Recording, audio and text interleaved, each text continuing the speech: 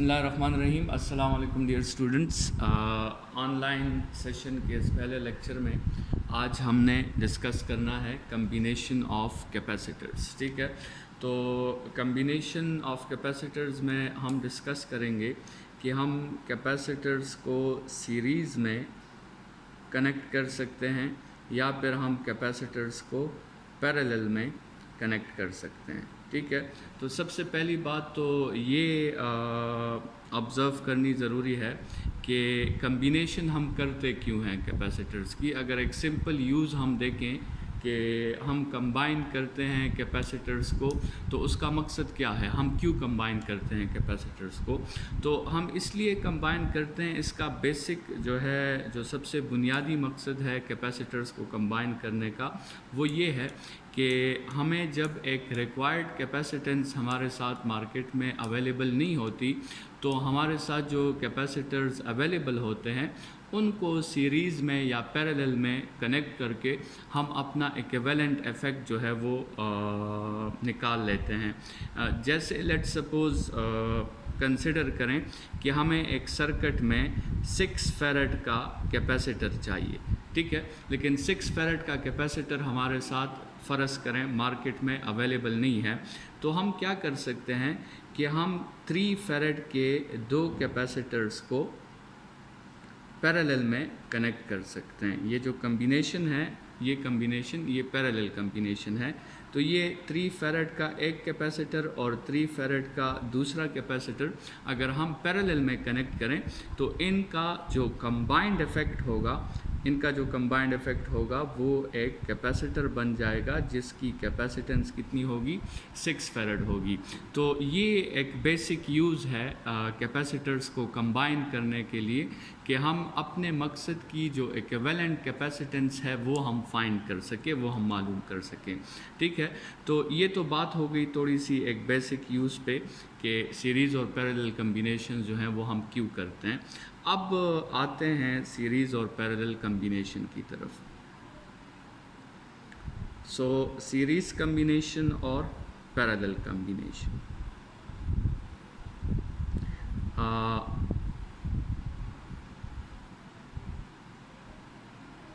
ठीक है। अच्छा, सबसे पहले तो इस सीरीज़ और पैरेलल कम्बिनेशन को जो है हमने समझना है कि सीरीज़ कम्बिनेशन क्या होती है और पैरेलल कम्बिनेशन क्या होती है। तो स्टूडेंट्स याद रखें कि इक्विपमेंट्स जो है, चाहे वो कैपेसिटर हो, चाहे वो रेजिस्टर्स हों, चाहे वो दूसरे इक्विपमेंट्स हों, इक्विपमेंट्स को अगर हम ऐसे कनेक्ट करें एक दूसरे के साथ कि करंट का या फिर चार्ज का पाथ जो है वो सेम हो, करंट और चार्ज का पाथ जो है वो सेम हो, तो उस कम्बिनेशन को हम सीरीज़ कम्बिनेशन कहते हैं। So the connection of equipments in which the current और the path of the current और the path of the charge is always same, उस कम्बिनेशन को हम सीरीज़ कम्बिनेशन कहते हैं। जैसे लेट्स सपोज़ हमारे साथ ये 3 इक्विपमेंट्स हैं, इक्विपमेंट ए, इक्विपमेंट बी, इक्विपमेंट सी, या इक्विपमेंट 1, इक्विपमेंट 2, इक्विपमेंट 3। ठीक है, और अगर हम इनको ऐसे कनेक्ट कर लें कि एक इक्विपमेंट का टर्मिनल दूसरे इक्विपमेंट के साथ कनेक्ट कर लें, दूसरे इक्विपमेंट का टर्मिनल तीसरे इक्विपमेंट के साथ कनेक्ट कर लें, और तीसरे और पहले इक्विपमेंट से जो कंपोनेंट्स निकले हैं हम उसको कनेक्ट कर दें बैटरी के साथ। ठीक है, तो अब आप देखें इस पॉजिटिव टर्मिनल से जो कन्वेंशनल करंट निकलेगा या जो कन्वेंशनल चार्ज निकलेगा, और इस इक्विपमेंट से जो करंट गुज़र रहा है I1, और इस इक्विपमेंट से जो करंट गुज़र रहा है फ़र्ज़ करें I2, इस इक्विपमेंट से जो करंट गुज़र रहा है I3, और बैटरी से जो करंट निकल रहा है वो I है, तो आपके साथ जो है I is equal to I1 is equal to I2 is equal to I3 आ जाएगा, या Q is equal to Q1 is equal to Q2 is equal to Q3 आ जाएगा। तो करंट भी थ्रू ऑल इक्विपमेंट सेम होगा, charge भी through all equipment same होगा, और करंट और चार्ज अपना पाथ जो है वो चेंज नहीं करेंगे। ऐसे कम्बिनेशन को स्टूडेंट्स हम सीरीज़ कम्बिनेशन कहते हैं। सीरीज़ कम्बिनेशन में स्टूडेंट्स एक बात और भी याद रखें कि जो पोटेंशियल होता है, बैटरी का जो पोटेंशियल होता है V, या बैटरी के पोटेंशियल को अक्सर अवकात हम E भी कहते हैं, EMF भी कहते हैं उसे, ठीक है। इसमें थोड़ा सा फ़र्क है V और E में, जिसे हम फिर चैप्टर नंबर 2 में डिस्कस करेंगे। फ़िलहाल आप जो भी कह दें खैर है। बैटरी का जो पोटेंशियल है, मतलब बैटरी जो चार्ज में पोटेंशियल राइज ला रही है, वो चार्ज का पोटेंशियल राइज 3 जगहों पर यूज़ होगा। इक्विपमेंट 1 में यूज़ होगा, इक्विपमेंट 2 में यूज़ होगा, और वो इक्विपमेंट नंबर 3 में यूज़ होगा। तो और इन तीनों का जो यूजेज का समिशन है वो इस बैटरी के वोल्टेज के इक्वल होगा। मतलब आप लिखेंगे कि the potential rise by the battery is equal to the potential drops across the circuit. ये V जो है ये potential rise by the battery है, और V1 और V2 और V3 जो है ये potential drops by the circuit है। तो ये फार्मूला हमेशा जो है सीरीज़ कम्बिनेशन पे अप्लाई होगा। अगर 4 कंपोनेंट्स लगे हैं तो यहाँ V4 भी आ जाएगा, अगर 2 कंपोनेंट्स लगे हैं तो हम सिर्फ V1 + V2 करेंगे, ठीक है। अच्छा स्टूडेंट्स, इस फार्मूला को चैप्टर 2 में हम पढ़ेंगे, इसको KVL कहते हैं, किरचॉफ वोल्टेज लॉ, ठीक है। ये हम चैप्टर 2 के एंड में फिर ये 2 लॉज पढ़ेंगे, KVL और KCL, ठीक है। तो इसको हम कहते हैं किरचॉफ वोल्टेज लॉ। तो सीरीज़ कम्बिनेशन पे हम हमेशा किरचॉफ वोल्टेज लॉ जो है वो हम अप्लाई कर सकते हैं ऑन सीरीज़ कम्बिनेशन। तो स्टूडेंट, सीरीज़ कम्बिनेशन के जो 2 पॉइंट्स हैं वो याद रखें। सीरीज़ कम्बिनेशन में करंट या चार्ज सेम रहता है अलॉन्ग ऑल द इक्विपमेंट्स, लेकिन वोल्टेज जो है वो along all the equipment split करता है, ठीक है। हर इक्विपमेंट पे उस इक्विपमेंट के मुताबिक जो है ड्रॉप होता है। बैटरी वोल्टेज में राइज लाती है और इक्विपमेंट्स जो हैं, सर्किट के जो इक्विपमेंट्स हैं वो वोल्टेज में ड्रॉप लाते हैं, ठीक है। अच्छा स्टूडेंट्स, अब आते हैं पैरेलल कम्बिनेशन की तरफ। पैरेलल कम्बिनेशन वो कम्बिनेशन है जिसमें हम इक्विपमेंट्स को ऐसे एक दूसरे के साथ कनेक्ट कर देते हैं कि आपके साथ जो करंट है या जो चार्ज है वो उसका पाथ सेम नहीं रहता, उसका पाथ स्प्लिट हो जाता है, ठीक है। तो ऐसे कम्बिनेशन को हम जो है फिर पैरेलल कम्बिनेशन कहते हैं। और स्टूडेंट्स, इस कम्बिनेशन में इक्विपमेंट्स जितने भी होते हैं उनको इंडिविजुअली और सेपरेटली बैटरी के साथ कनेक्ट किया जाता है। मतलब लेट सपोज ये आपके साथ बैटरी है प्लस और माइनस, तो ये इक्विपमेंट 3 जो है ये भी बिल्कुल सेपरेटली बैटरी के साथ कनेक्ट होगा। ये 2 भी सेपरेटली जो है बैटरी के साथ कनेक्ट होगा, और ये 3 भी सेपरेटली बैटरी के साथ कनेक्ट होगा। चूँकि ये 3 बिल्कुल सेपरेटली बैटरी के साथ कनेक्ट हैं, तो पैरेलल में स्टूडेंट्स ये बात याद रखें कि जो बैटरी का वोल्टेज होता है वो इक्विपमेंट 1 के अक्रॉस भी वही वोल्टेज होता है, इक्विपमेंट 2 के अक्रॉस भी वही वोल्टेज होता है, इक्विपमेंट 3 के अक्रॉस भी वही वोल्टेज होता है। तो बैटरी पैरेलल कम्बिनेशन में बैटरी का वोल्टेज और इक्विपमेंट्स का वोल्टेज हमेशा आपस में सेम होते हैं, ठीक है। आपने ऑलरेडी पढ़ा है कि पैरेलल कम्बिनेशन में वोल्टेज सेम होते हैं। स्टूडेंट्स, इस कम्बिनेशन को फिर हम सिंप्लिसिटी के लिए, लेट सपोज 2 इक्विपमेंट्स हैं तो उसको हम सिंप्लिसिटी के लिए ऐसे ड्रॉ करते हैं कि यहाँ से एक इक्विपमेंट वायर निकला, दूसरे इक्विपमेंट से वायर निकला, और इन दोनों वायर्स को हमने कंबाइन कर दिया और फिर एक वायर निकाल के उसको बैटरी के साथ कनेक्ट कर दिया, ठीक है। तो ये नॉर्मली ये सिचुएशन होती है, लेकिन इन तीनों वायर्स को हम कंबाइन करके एक वायर जो है उसको बैटरी की तरफ भेज देते हैं। बहरहाल ये आपके साथ जो है पैरेलल कम्बिनेशन है। पैरेलल कम्बिनेशन में 2 बातें याद रखें। एक तो पैरेलल कम्बिनेशन में जो बात याद रखें वो ये है कि पैरेलल कम्बिनेशन में जो बैटरी का पोटेंशियल होगा हर इक्विपमेंट के अक्रॉस वही पोटेंशियल होगा। और दूसरी बात, जो करंट बैटरी से निकलती है या जो चार्ज बैटरी से निकलता है वो इस पॉइंट पे आके स्प्लिट हो जाता है। तो जहाँ से चार्ज या करंट स्प्लिट करना शुरू कर दें तो स्टूडेंट समझ लें कि वहाँ से आपके साथ पैरेलल कम्बिनेशन जो है वो शुरू हो गई है। तो लेट्स सपोज करंट जो आपके साथ आई आया है वो दो पाथ में स्प्लिट हो गया, I1 और I2 में। तो हम लिखेंगे कि I is equal to I1 plus I2, ठीक है। तो अगर तीन पाथ्स में स्प्लिट हो जाएगा तो फिर हम लिखेंगे I is equal to I1 plus I2 plus I3, ठीक है। इसी तरह टोटल चार्ज भी दो रास्तों में स्प्लिट हो जाएगा, Q1 प्लस Q2। और स्टूडेंट्स ये जो स्प्लिट हुए हैं ये यहाँ पे दोबारा रिकम्बाइन हो जाएंगे और दोबारा वही करंट निकलेगा जो इस पैरेलल कम्बिनेशन की तरफ एंटर हुआ था। तो अगर आप दोनों को समराइज़ करें तो सीरीज़ में करंट और वोल्टेज सेम रहती है, पोटेंशियल ड्रॉप होता है अक्रॉस ईच इक्विपमेंट, और पैरेलल में वोल्टेज सेम रहती है, करंट जो है स्प्लिट होता है अक्रॉस ईच इक्विपमेंट, ठीक है। तो ये तो सीरीज़ और पैरेलल कम्बिनेशन की हमने जनरल डिस्कशन कर ली। अब हम कैपेसिटर्स को सीरीज़ और पैरेलल में कनेक्ट करते हैं और देखते हैं कि जब कैपेसिटर्स आपके साथ सीरीज़ और पैरेलल में कनेक्ट हो जाएं तो उनके इक्विवेलेंट कैपेसिटेंस पे क्या असर पड़ता है। ये जो हमने स्टार्ट में बात की थी कि दो को अगर हम पैरेलल में लगा दें तो ये 6 रिज़ल्ट देता है, तो क्या ये सीरीज़ में भी लगें तो 6 रिज़ल्ट देता है, या इसके फार्मूलाज क्या हैं, हमें कैसे पता चला कि दो कैपेसिटर्स को हम पैरेलल में लगाएंगे तो रिज़ल्ट 6 आएगा। तो उसके लिए हम जो है सीरीज़ और पैरेलल कम्बिनेशन ऑफ कैपेसिटर्स वो डिस्कस करना स्टार्ट कर लेते हैं, ठीक है। नेक्स्ट पेज की तरफ चले जाते हैं ताकि एक ही पेज पे हमारे साथ प्रोसेस कंप्लीट हो। अच्छा, तो series and parallel combination of capacitors, series और पैरेलल।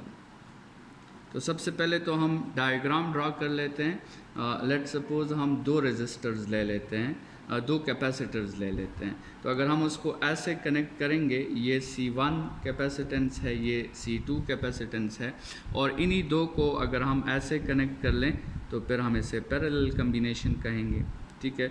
ये आपके साथ आ गई पैरेलल कम्बिनेशन, ये बैटरी के साथ कनेक्ट हो गया प्लस माइनस, ठीक है।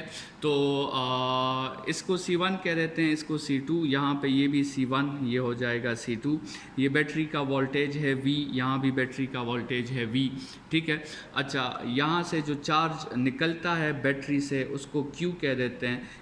कैपेसिटर 1 पे जो चार्ज स्टोर होगा उसे Q1 कह देते हैं, कैपेसिटर 2 पे जो चार्ज स्टोर होगा उसे Q2 कह देते हैं।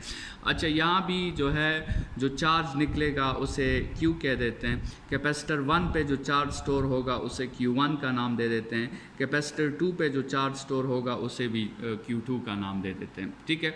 यहाँ जो पोटेंशियल ड्रॉप आएगा इस बैटरी की वजह से उसको V1 का नाम देते हैं, यहाँ जो पोटेंशियल ड्रॉप आएगा उसको V2 का नाम दे देते हैं। इसी तरह यहाँ जो ड्रॉप होगा उसे V1 का नाम दे देते हैं, यहाँ जो ड्रॉप होगा उसे V2 का नाम दे देते हैं, ठीक है। अच्छा स्टूडेंट्स, अब एक बात याद रखें कि जब बैटरी से चार्ज निकलता है या बैटरी से करंट निकलती है तो उसे ये पता नहीं होता कि उसके सामने सीरीज़ कम्बिनेशन है या उसके सामने पैरेलल कम्बिनेशन है। और सीरीज़ कम्बिनेशन में आया 2 कैपेसिटर्स कनेक्ट हैं या 3 कनेक्ट हैं या 10 कनेक्ट हैं या पैरेलल में कितने कनेक्ट हैं, करंट को या चार्ज को इस बात की परवाह नहीं होती। करंट जो है इस पूरे सर्किट को, अच्छा चार्ज को ये सर्किट कैसे नज़र आएगा, चार्ज को ये सर्किट जो है जिसमें चार्ज के सामने 2 सीरीज़ में कैपेसिटर्स कनेक्ट हैं, ये तो हमें इस तरह नज़र आएगा। चार्ज को स्टूडेंट्स ये सर्किट ऐसे नज़र आएगा, चार्ज को ये 2 कैपेसिटर्स नज़र नहीं आएंगे, चार्ज को एक ही कैपेसिटर नज़र आएगा या करंट को एक ही कैपेसिटर नज़र आएगा जिसको हम C इक्विवेलेंट कहेंगे, ठीक है। मतलब चार्ज या करंट जब निकलेगा तो इन दोनों कैपेसिटर्स की कंबाइंड इफेक्ट को देखकर चार्ज निकलेगा।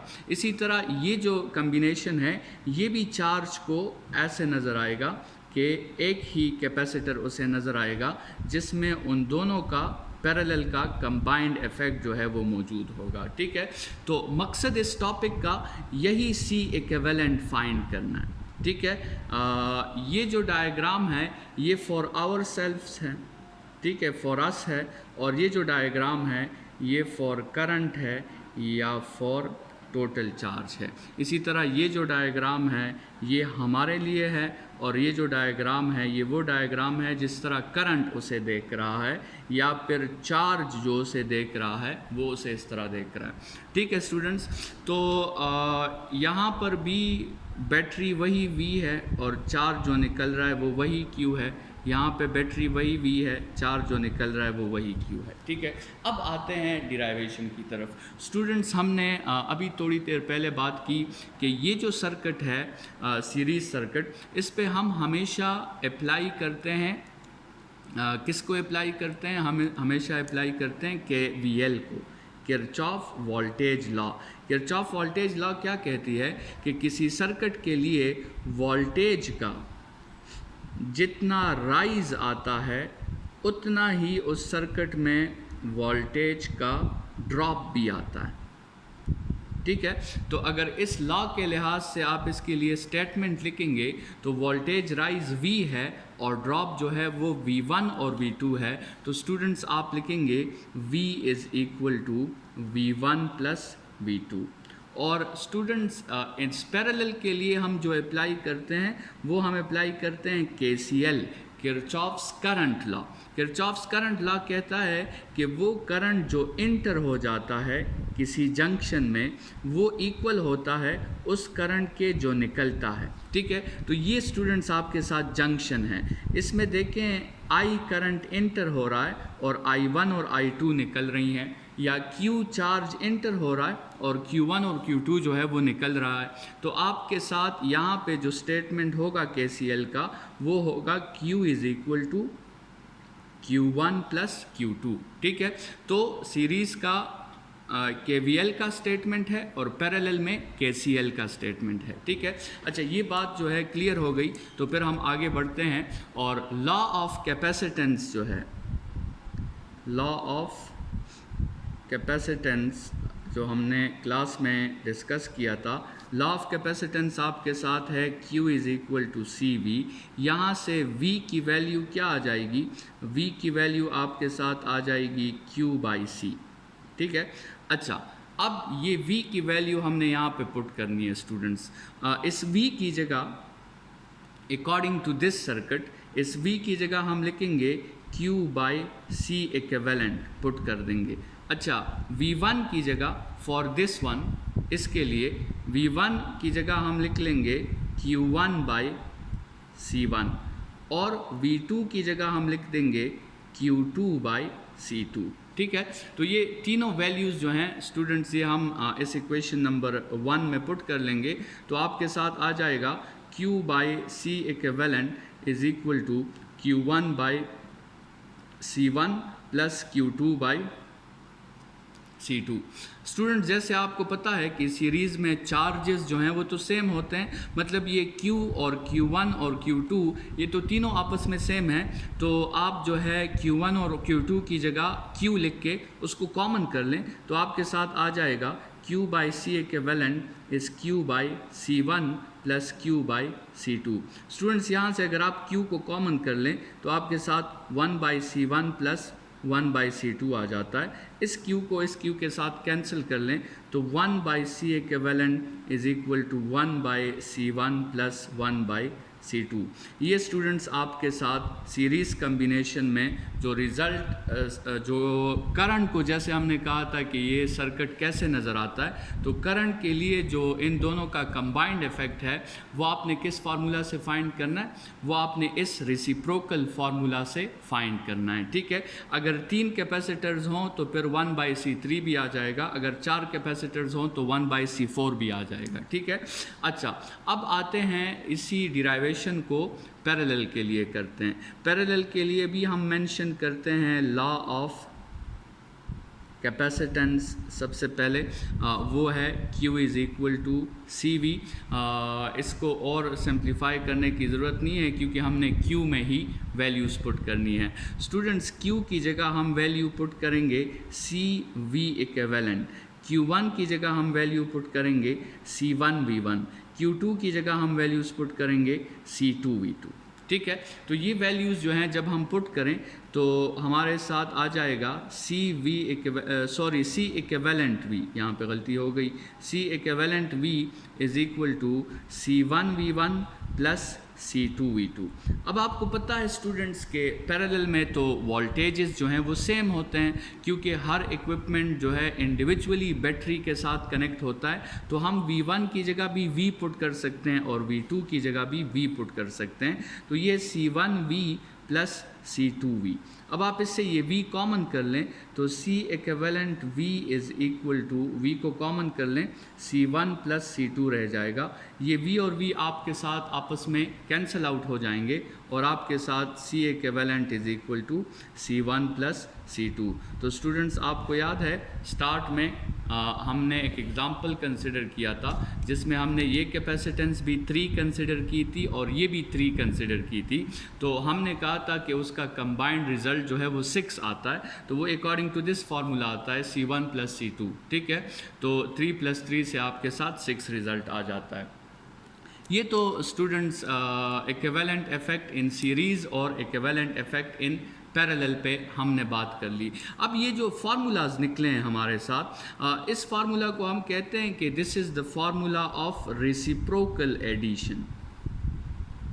रेसिप्रोकल एडिशन है ये, और ये फार्मूला जो है ये सिंपल एडिशन का है।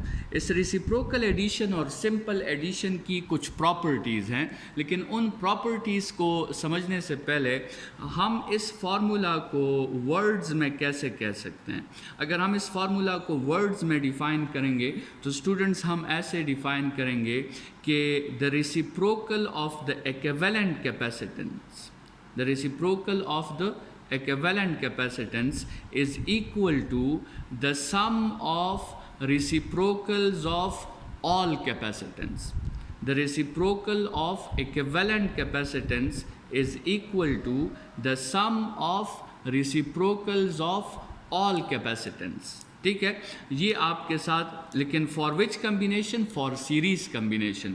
और फॉर पैरेलल कम्बिनेशन आप क्या कहोगे कि the equivalent capacitance is equal to the sum of all capacitance. ठीक है, ये सिंपल है। तो सीरीज़ में मतलब क्या हुआ, अब हम प्रॉपर्टीज़ पढ़ेंगे। इस रेसिप्रोकल एडिशन की ये प्रॉपर्टी है कि जो रिज़ल्ट आता है वो आपके साथ हर इंडिविजुअल से छोटा होता है, और सिंपल एडिशन की ये प्रॉपर्टी है कि जो रिज़ल्ट आता है वो हर इंडिविजुअल से बड़ा होता है। तो उन प्रॉपर्टीज़ की तरफ जो है क्लास बढ़ते हैं। ठीक है,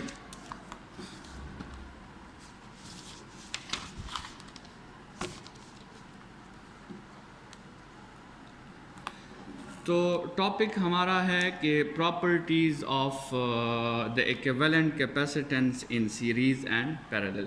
हमने फार्मूला ऑलरेडी लिखा है 1/C equivalent is equal to 1/C1 plus 1/C2, और यहाँ पे C equivalent is equal to C1 plus C2। ठीक है, एक एग्जांपल कर लेते हैं स्टूडेंट्स जिससे हमें ये प्रॉपर्टी क्लियर हो जाए।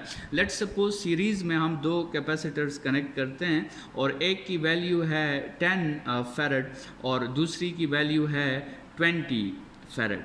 ठीक है, तो लेट्स सपोज फाइंड करते हैं उसका इक्विवेलेंट इफेक्ट। तो C equivalent is equal to 1/10 plus 1/20। इसका LCM लें तो आपके साथ 3/20 आ जाएगा, और फिर दोनों साइड्स का रेसिप्रोकल ले लें तो C इक्विवेलेंट जो है वो 20/3 आ जाएगा। 20/3 से राउंड अबाउट आपके साथ मेरे ख्याल में 6.9 समथिंग आंसर आएगा, राउंड अबाउट की बात कर रहे हैं। ठीक है, अच्छा आप देखें कि ये 6.9 आंसर जो आया है ये 10 से भी छोटा है और ये 20 से भी छोटा है। तो देखें सीरीज़ कम्बिनेशन में जो ये रेसिप्रोकल फार्मूला अप्लाई होता है, इस रेसिप्रोकल फार्मूला की ये खासियत है कि ये हर इंडिविजुअल से, अगर आप लेट्स सपोज 3 कैपेसिटर्स कनेक्ट कर रहे हैं तो ये जो इक्विवेलेंट कैपेसिटेंस होगा it should be small than each individual, या हम कह सकते हैं शॉर्टकट में कि it should be small than the smallest value. ठीक है, जो सबसे स्मॉलेस्ट वैल्यू होगी ये इक्विवेलेंट कैपेसिटेंस उससे भी स्मॉल होगा। और अगर स्टूडेंट्स यही 2 कैपेसिटर्स